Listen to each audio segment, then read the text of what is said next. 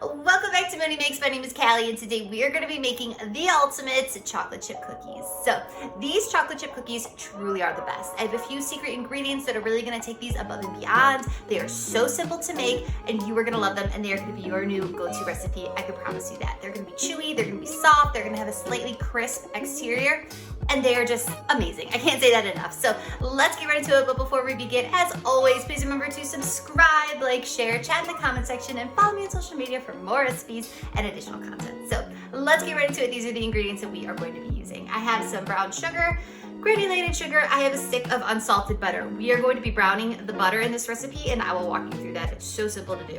I have some vanilla, a little bit of water, an egg. I have salt, dark chocolate. That what I've done is just gotten a bar of dark chocolate and I've cut it up into some kind of larger pieces, some kind of smaller pieces, like so. And that is going to provide just so much more chocolate in this recipe. And it's really, again, going to take these above and beyond. I can't say that enough, but it is the truth. And here I have flour, baking powder, baking soda. I have a little bit of cinnamon.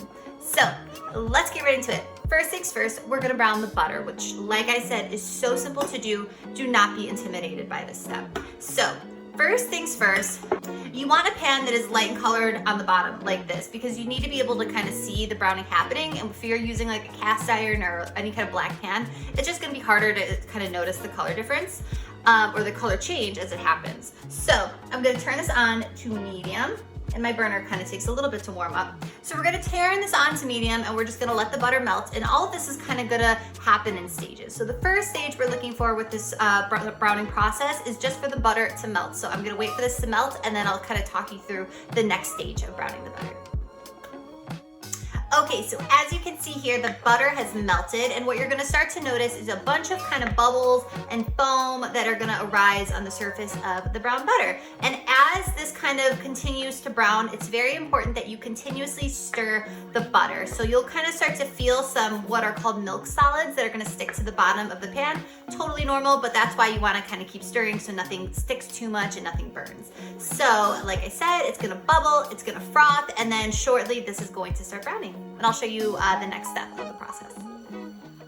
Okay, so the kind of noisy bubbles have kind of subsided, and it's just kind of a little bit frothy over the top. And what you're looking for is a bunch of brown specks to kind of develop in the bottom of the pan, and that lets you know that this butter is about to be browned. So it's very important that as soon as you start seeing those brown flecks, cut the heat, pour the mixture into a separate container. You don't want to leave the butter in the pan, because what's going to happen is the butter is just going to burn. So I'm going to pour this right into my bowl that I have here. And then now we're just gonna set this aside for just a few minutes for it to cool down, maybe like a couple minutes or so. It doesn't have to totally cool, but right now it's like scorching hot, so we're gonna let that sit.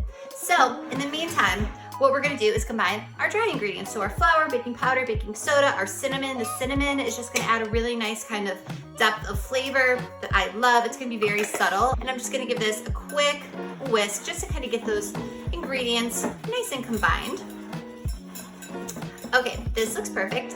So next what I'm gonna do is I'm gonna grab my sugar, my brown sugar, my granulated sugar. I'm gonna throw my egg in, along with my vanilla and that little bit of water that we have. The reason why we're adding the water is because when you brown butter, what you do is also kind of evaporate some of the water that's just naturally in the butter. And so we wanna add a little bit of that water back in. So about a tablespoon of water will do the trick.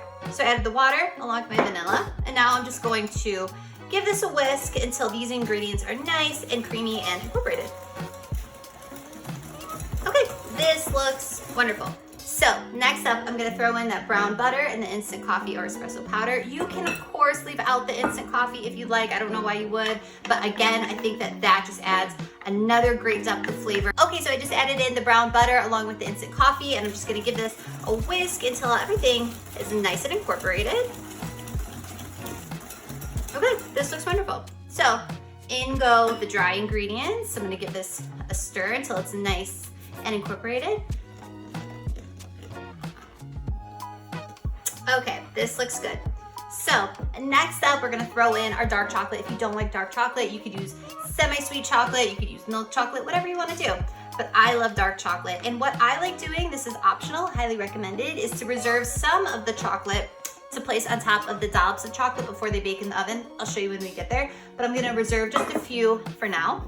And I'm just gonna give this a stir until all of the chocolate is incorporated, which will just take a second. Okay, this looks wonderful.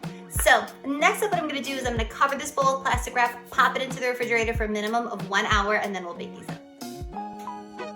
Okay, so we are back. My dough is nice and chilled. The reason why you want to chill the dough is because it's going to help ensure that the cookies kind of puff up in the oven when they bake and they don't come out flat as pancakes. So be sure not to skip this step. My oven is preheated to 350 degrees Fahrenheit. I have a parchment lined baking sheet. We're ready to roll. So I'm just going to add some dollops of dough onto the parchment paper. This is optional, highly recommended, but I love kind of dotting the top with some chocolate like so. And then I'm just gonna continue lining the parchment lined baking sheet, and then I'm gonna bake these in the oven for about 9 or 10 minutes. The key to a perfect cookie is to slightly underbake it, because once it comes out of the oven, it's going to continue to set as it sits. So again, bake for 9 or 10 minutes, and then I'm gonna give you a close-up of just how chewy and ooey gooey it is. Absolutely perfect. These cookies really are.